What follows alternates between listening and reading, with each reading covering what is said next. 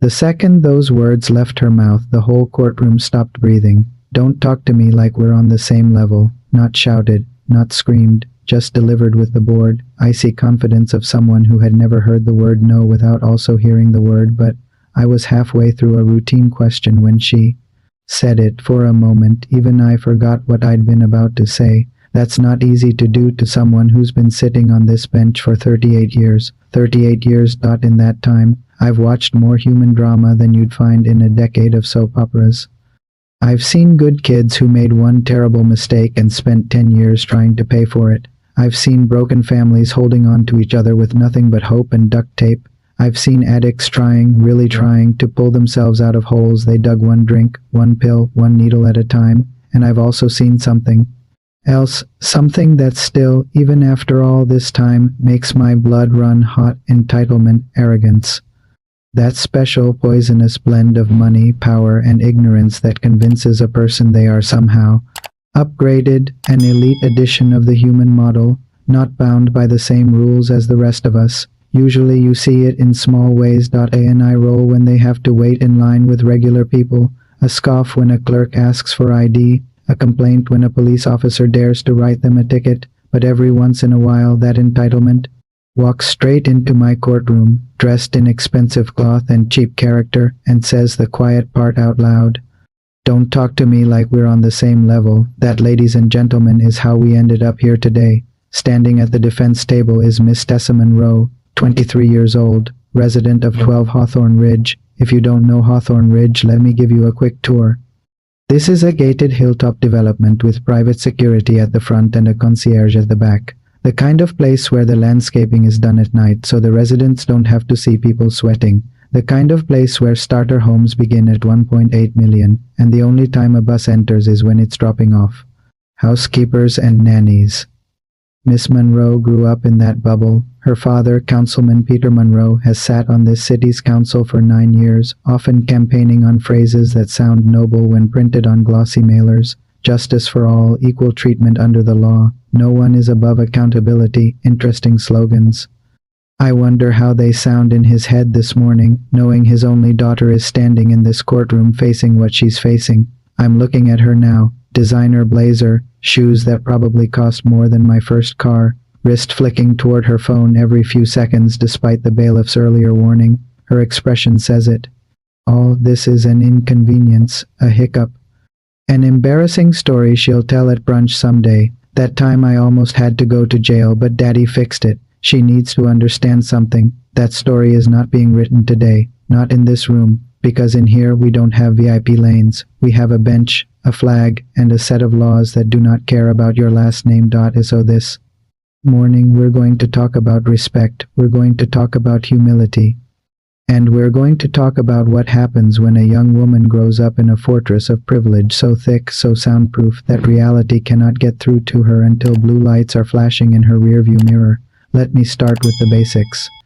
This is the incident report from Officer Daniel Rivera, badge 5319, 10-year veteran of this department. Commendations for bravery, letters from citizens for kindness, 2 kids at home, 1 mortgage, no lobbyist. On October 14th, the report begins at approximately 11:19 p.m. I was conducting speed enforcement on Westbrook Avenue near the intersection with Pine Street. Now, for anyone unfamiliar with Westbrook and Pine, let me describe it for you.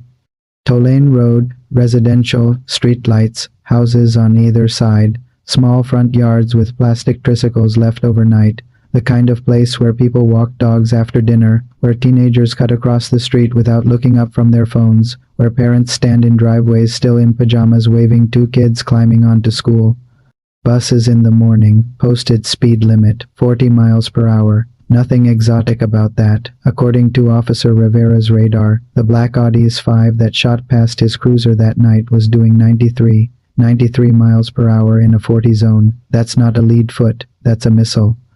Rivera writes, I activated my emergency lights and siren and attempted to initiate a traffic stop. He does not say that in those first few seconds he was thinking about his own children and the narrow margin between reckless driver and notifications to next of kin. But I can read that between the lines. Here's where it starts to get instructive. When Officer Rivera hit his lights, Miss Monroe did not pull over right away. not in the next 100 feet, not at the next side street, not even at the next light. According to the dash cam and her own phone records, she kept going for nearly a mile and a quarter. During that entire stretch, she was also, according to the report, holding a smartphone in front of her face, speaking directly to the camera while glancing occasionally at the rearview mirror. Let me quote him exactly. I observed the driver holding the phone at arm's length facing toward herself and heard her speaking into it saying, "Are you all seeing this? They're coming after me again. Let that sink in. Blue lights behind her. Speed nearly double the legal limit in a residential zone. And what does she think to do? Call a lawyer? Slow down? Pull over? No, she opens an app, she goes live, because in her world nothing is real until the internet is watching. When she finally did pull into the shoulder after passing 3 safe spots fully lit and clear, Officer Rivera approached the driver's side door, body cam and dash cam rolling, heart rate probably around 150. He identified himself. He asked for license, registration, insurance, standard script for a situation that is anything but standard from an officer's point of view. And this is where Miss Monroe's words start to matter. Driver rolled the window down approximately 4 inches, the report states. She held the phone near my face and said, "Smile, you're live. Now I've seen that footage. So have you, if you've been on social media in the last 3 weeks. What you haven't seen yet, what you're going to hear in this courtroom, is the part she didn't include when she reposted it with trending hashtags and filters. The part that starts right after she says the words that brought this case to my bench. Don't talk to me like we're on the same level, because that is not just an insult. That is an X-ray. It shows you exactly how she sees herself, and exactly how this sentencing is about to go." Officer Rivera's report continues. I introduced myself and explained the reason for the stop. He told her calmly that she'd been clocked at 93 and a 40. Her response, according to him and backed up by the recording, was not "I'm sorry," not "I didn't realize," not even the classic "Are you sure it was me?" It was, "Do you know who my father is?"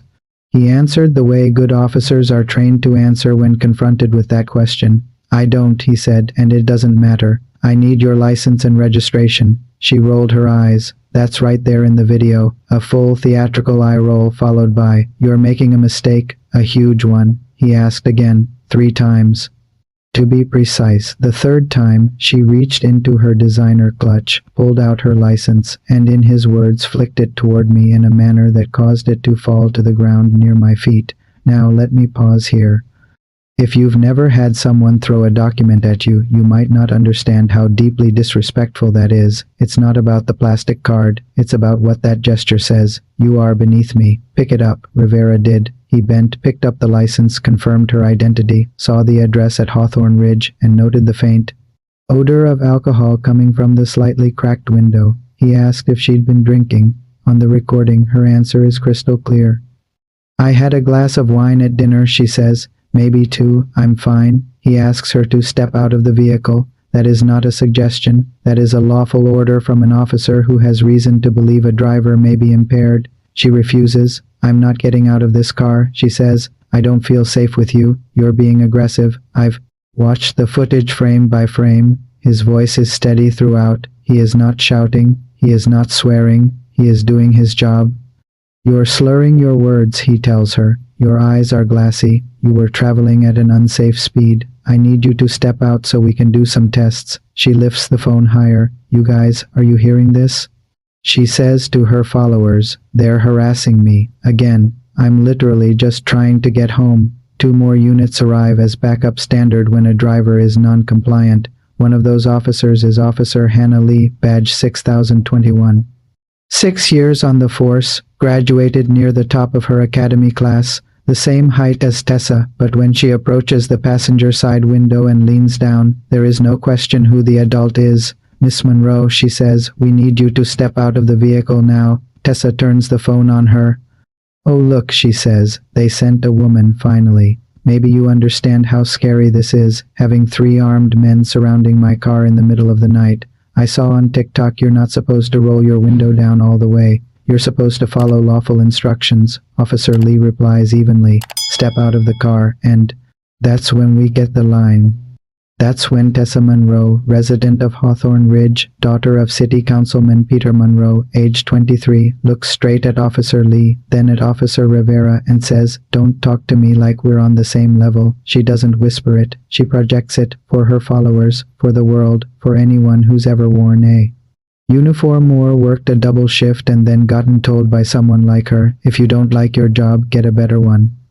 In her head, those words were a put-down dot in my courtroom. They are a confession, because what she's really saying is, I am above you, your badge, your training, your risk, none of that compares to my last name or my bank balance. Officer Rivera could have lost his temper right there. So could Officer Lee. They didn't. Instead, Rivera calmly informs her that if she will not cooperate, she is under arrest for suspicion of operating under the influence, reckless driving, and failure to comply. He opens the driver's door. "Ma'am, this is your last chance," he says. "Step out voluntarily." She responds by kicking the door out, striking his shin. She twists in her seat, shoves at Officer Lee's arm, tries to yank the door shut. The next 30 seconds are messy. Real life is. Eventually, they secure her wrists, bring her to the back of the cruiser. The moment that back door shuts, she starts yelling. Again, not just at them. At her phone. "There," she says, breathless, camera angled up at her tear-streaked face. "You all saw that, right? 3 of them, for 1 girl. I'm going to sue this department. My family will take this city apart. They can't talk to me like this. I pay their salaries." The audacity, of course, in that moment, her blood alcohol level is still unknown because she will later refuse all testing, but intoxication alone does not manufacture those thoughts. It merely removes the filter. The drive to the station takes 19 minutes. According to the transport officer's supplemental report, she spends 18 of those minutes alternating between sobbing, threatening to have them fired, and insisting to her phone, which she has somehow managed to keep recording, that this is all happening because certain people are threatened by my success at the station. She refuses the breathalyzer.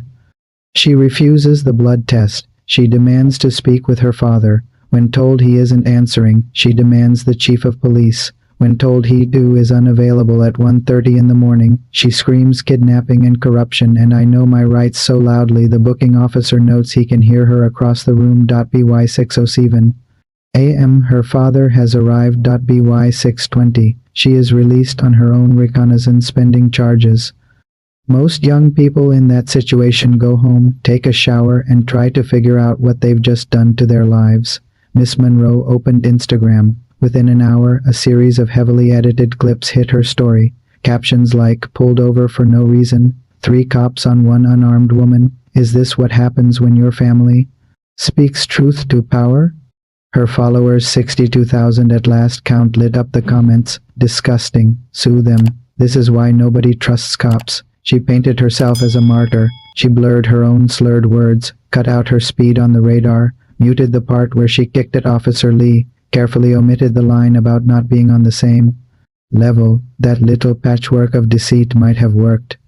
Might have become the only version anyone ever saw, if not for one thing. Well, 2 things. The first was a doorbell camera. The second was a construction worker with a dash cam and a conscience. And the moment I saw their footage, I knew exactly what I was going to say when she finally landed in front of me.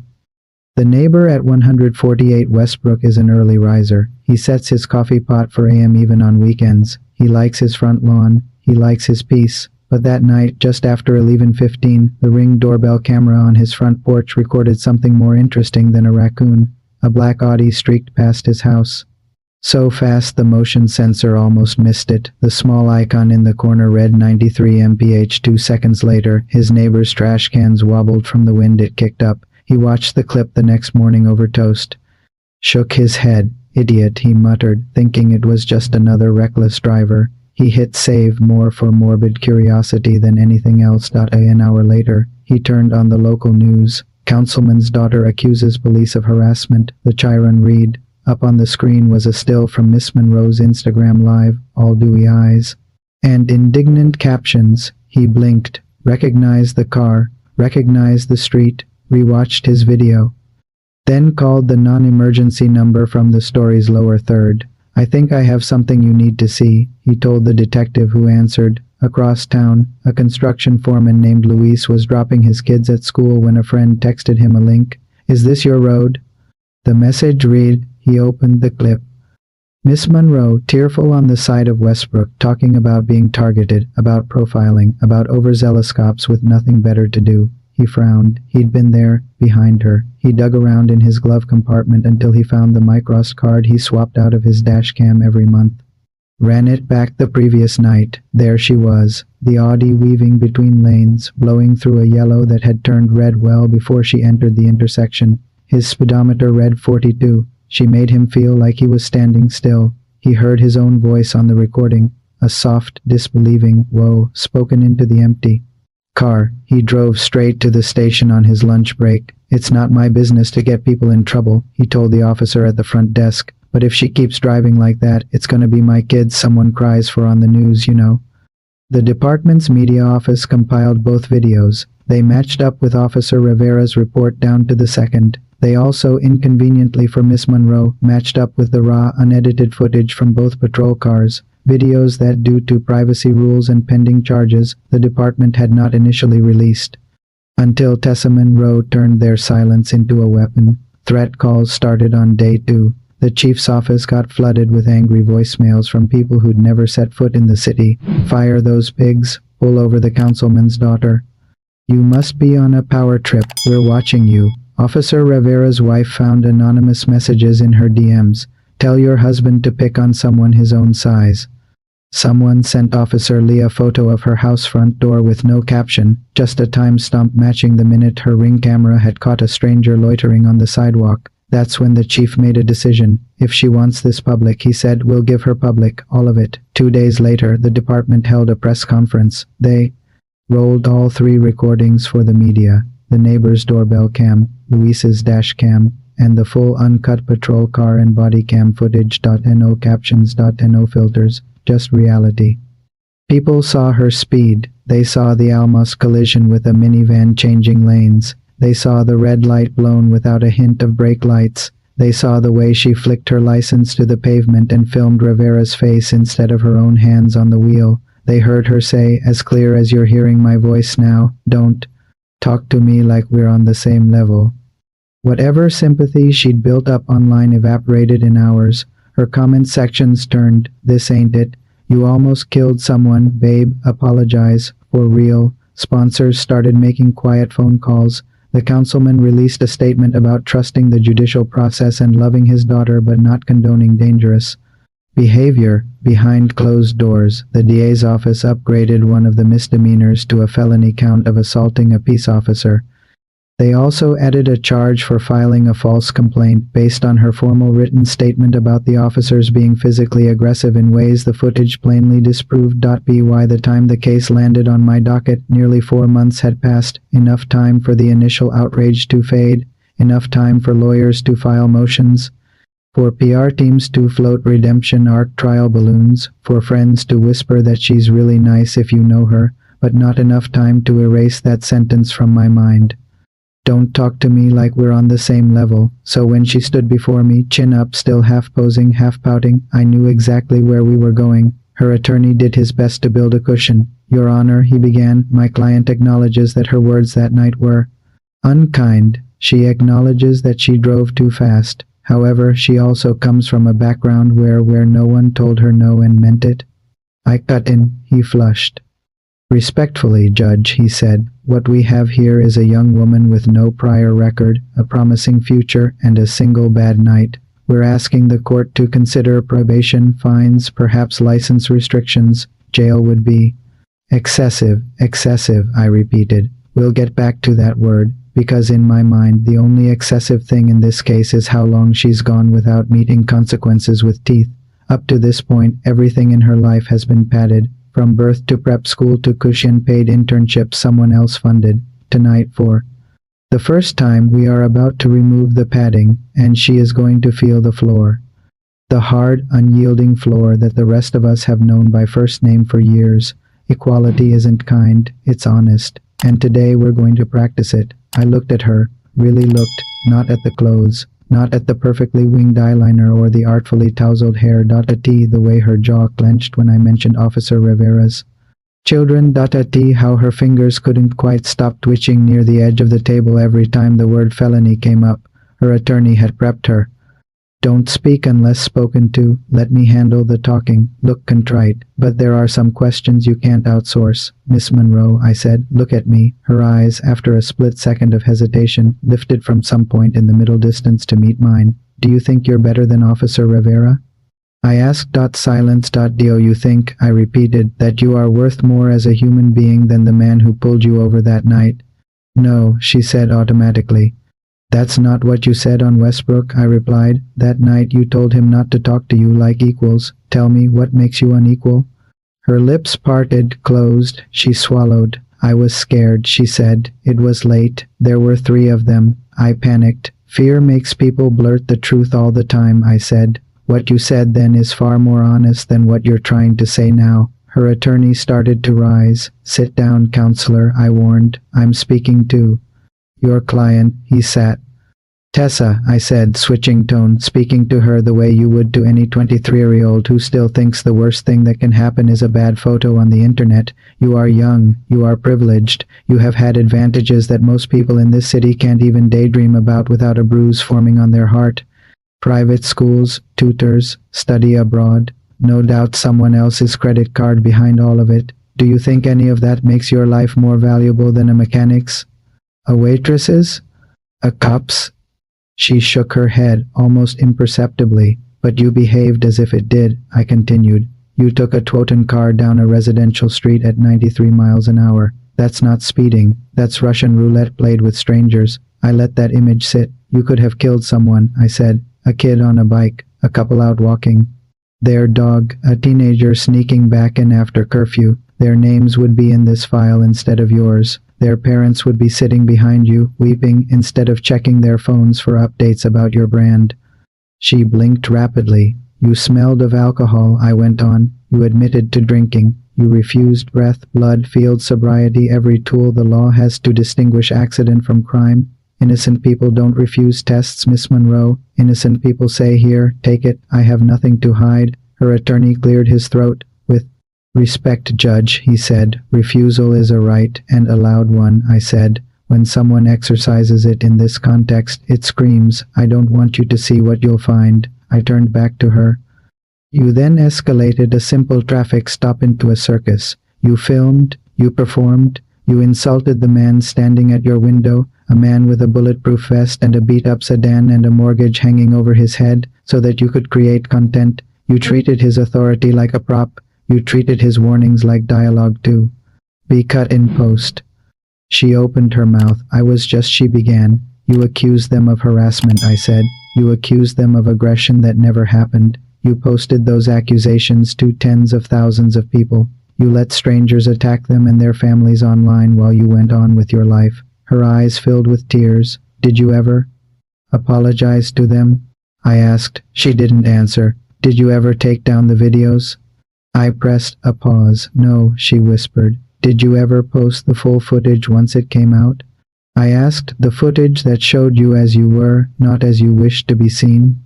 No, she said again. Why not? I asked. Was the truth bad for your engagement metrics? She flinched like I'd slapped her. Good. Not because I enjoy hurting young people, because sometimes a bruise is the only way to show someone that actions have weight.